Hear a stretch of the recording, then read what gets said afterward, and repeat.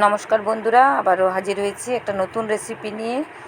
তো আজ আমি আম দিয়ে একটা মিষ্টির রেসিপি শেয়ার করেছি আপনাদের সঙ্গে। তো কীভাবে রেসিপিটা তৈরি করছি দেখতে থাকুন, আশা করছি ভালো লাগবে। তো আম দিয়ে তো এই সিজনে আমরা অনেক কিছুই বানিয়ে থাকি। তো একবার এভাবে ভিন্ন স্বাদের ভিন্নভাবে আমের এই মিষ্টিটা একবার হলেও বাড়িতে বানিয়ে দেখুন। খেতে কিন্তু খুবই সুন্দর হয়, আর মাত্র কয়েকটা উপকরণ দিয়ে কিন্তু এটা তৈরি হয়ে যায়। আর এটা কিন্তু অনেক দিন পর্যন্ত আপনারা সংরক্ষণ করেও রাখতে পারেন। আর বাড়িতে কোনো অতিথি এলে কাউকে যদি খাওয়ান, কেউ কিন্তু কোনোভাবেই বুঝতে পারবে না যে এটা বাড়িতে তৈরি মিষ্টি। তো কীভাবে তৈরি করছি দেখতে থাকুন, আশা করছি ভালো লাগবে রেসিপিটা। তো এখানে আমি একটা গোটা নারকেলকে এভাবে ছোটো ছোটো টুকরো করে নিয়েছি, আর নারকেলের সাইডের অংশটাকে একটু কেটে নিয়েছি, মানে যাতে কালো ভাবটা না থাকে। আর এখানে আমি আমের পাল্টা নিয়ে নিয়েছি। তো আমটাকে ভালো করে চামচ দিয়ে বের করে নিয়ে তারপরে মিক্সির মধ্যে একটু ঘুরিয়ে নিয়েছি। তো এবার মিক্সির জারটা নিতে হবে, জারের মধ্যে নিয়ে সমস্ত উপকরণ আমি সমপরিমাণ দেব। তো পুরো নারকেলটা আমি এখানে দিলাম না, অল্প একটু রেখে দিলাম। তো এই বাটি মেপেই সমস্ত উপকরণ দিচ্ছি। তো এখানে আমি এক বাটি থেকে একটু কম দিয়েছি চিনি, আর তার এক বাটি থেকে একটু কম নারকেলও দিয়েছি।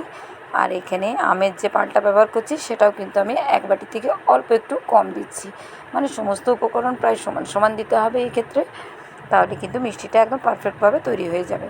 তো এখানে আমের পাল্টাও আমি দিয়ে দিলাম।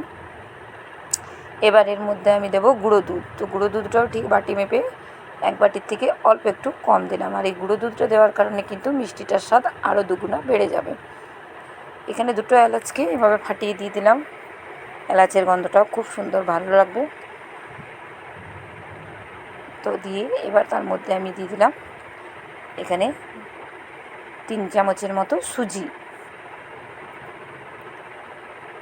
এবার এর মধ্যে আমি দিয়ে দিচ্ছি 2 চামচের মতো ময়দা। এই সব উপকরণ একসঙ্গে এবার আমি ভালো করে মিক্সিটাকে ঘুরিয়ে নেব। আর মিক্সির মধ্যে দিয়ে দেখুন খুব সুন্দরভাবে এটাকে আমি ভালো করে পেস্ট বানিয়ে নিয়েছি। আর এখানে কিন্তু আমি কোনো রকম জল ব্যবহার করিনি, আমের পাল্টা দিয়ে আমি এটাকে বেটে নিয়েছি। এবার আমি কড়াই গরম হতে দিয়ে দিয়েছি। কড়াইয়ের মধ্যে 1 চামচ ভর্তি করে এখানে আমি ঘি দিয়ে দিয়েছি। পরে আমি আবারও একটু ঘি অ্যাড করব, তাই প্রথমে আমি 1 চামচই ঘি দিলাম। ঘিটা গরম হয়ে গেছে, এই পর্যায়ে আমি যেটা বেটে রেখেছিলাম মিশ্রণটাকে ঘিয়ের মধ্যে দিয়ে দিচ্ছি। সমস্ত মিশ্রণটাকে ঘিয়ের মধ্যে দিয়ে দিলাম, দিয়ে খুব ভালো করে এবার নাড়তে থাকবো। নাড়া কিন্তু কোনোভাবে বন্ধ করা যাবে না, তা না হলে তলায় লেগে যাবে। দেখেই বুঝতে পারছেন তলায় কিন্তু ধরে যাচ্ছে। তো এভাবে কিছুক্ষণ নাড়ার পর কিন্তু খুব সুন্দরভাবে আর লাগবে না তলায়। তো এইভাবে অনবরত নাড়তে হবে, আর গ্যাসের ফ্লেমটা কম রেখে এটাকে খুব ভালো করে আমাকে পাক দিয়ে নিতে হবে। তো খুব ভালো করে দেখুন এভাবে নাড়তে থাকবো, কিছুক্ষণের মধ্যেই কিন্তু খুব সুন্দরভাবে এটা রান্না হয়ে যাবে, আর বেশ শুকনো শুকনো হয়ে যাবে। তো দেখুন কিছুক্ষণের মধ্যে নাড়তে নাড়তে এটা আমার প্রায় 10 মিনিটের মতো এভাবে গ্যাসের ফ্লেমটা কম করে করেছি আমি। এটাকে খুব ভালো করে এইভাবে রান্না করে নিয়েছি। এবার এই মধ্যে আমি আবারও 1 চামচ ঘি অ্যাড করলাম। এই পর্যায়ে মানে ঘিটা দিলে কিন্তু ভালো লাগবে মিষ্টিটা খাওয়ার সময়। তো আবারও ঘিটা দিয়ে এভাবে নাড়তে থাকবো। আর মিষ্টিটা কিন্তু খেতে অসম্ভব সুন্দর হয়।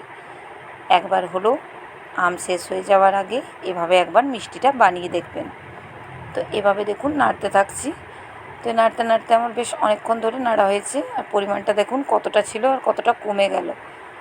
তো এভাবে আরও কিছুক্ষণ 1 থেকে 2 মিনিট নাড়বো। নাড়তে নাড়তে কিন্তু দেখুন কড়াইটা কিন্তু খুব সুন্দরভাবে এবার আমার ছেড়ে দিচ্ছে।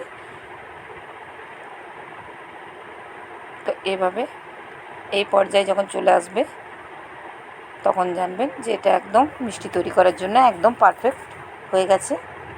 এই যে কড়াইটা ছেড়ে দিচ্ছে। তো এই পর্যায়ে এবার আমি থালার মধ্যে মিষ্টিটা সেট করব, তাই থালার মধ্যে একটু সাদা তেল মাখিয়ে নিচ্ছি। চাইলে এখানে একটু ঘিও মাখিয়ে নিতে পারেন। তো আমি সাদা তেল দিয়ে ভালো করে থালাটাকে মাখিয়ে নিলাম। তো এবার এর মধ্যে মিশ্রণটা দিয়ে দেব, দিয়ে কিন্তু এটা গরম গরম অবস্থাতেই করতে হবে। তো এটা পুরোটা দিয়ে দিলাম। দেখুন খুন্তির মধ্যে কি সুন্দরভাবে শুকিয়ে যাচ্ছে, মানে খুব সুন্দরভাবে মিষ্টিটা তৈরি হয়ে গেছে আমার। তো তো এইভাবে আমি এবার খুন্তি থেকে ছাড়িয়ে নিলাম। এবার এই একটা চামচ দিয়ে সঙ্গে সঙ্গে কিন্তু থালার মধ্যে ভালো করে এভাবে ছড়িয়ে দেব। যেরকম মোটা রাখতে চান সেই অনুযায়ী কিন্তু ছড়িয়ে দেবেন। যদি একটু বেশি মোটা রাখতে চান সেক্ষেত্রে কিন্তু একটু মোটা করে এভাবে মেলে দেবেন। তো এটাকে এবার আমি আধ ঘন্টা বা 15 মিনিটের জন্য একটু রেখে দেবো ঠান্ডা জায়গায় বা ঠান্ডা হওয়ার জন্য। তারপর ফিরে আসছি, দেখাচ্ছি যে কত সুন্দরভাবে মিষ্টিটা সেট হয়ে গেছে। তো দেখুন হাতে কিন্তু আর লাগছে না। আমি 10 থেকে 15 মিনিট পর ভালো করে ঠান্ডা করে তারপর দেখাচ্ছি আপনাদেরকে। এবার এই পিসগুলো খুব সুন্দরভাবে চৌকো শেপে কেটে নিলাম। তো কতটা সুন্দর হয়েছে মিষ্টিগুলো দেখেই বুঝতে পারছেন আর কতটা লোভনীয় হয়েছে। তো বন্ধুরা, ভালো লাগলে লাইক কমেন্ট শেয়ার করতে ভুলবেন না। অবশ্যই চ্যানেলটিকে সাবস্ক্রাইব করার অনুরোধ রইল সকলকে। যারা ফেসবুক থেকে দেখছেন অবশ্যই পেজটা ফলো করার অনুরোধ রইল। তো দেখুন আম দিয়ে তৈরি এই মিষ্টিটা কতটা পারফেক্ট হয়েছে। এইভাবে বাড়িতে বানিয়ে কিন্তু রেখে দিতে পারেন, অনেক দিন ভালো থাকবে মিষ্টিটা।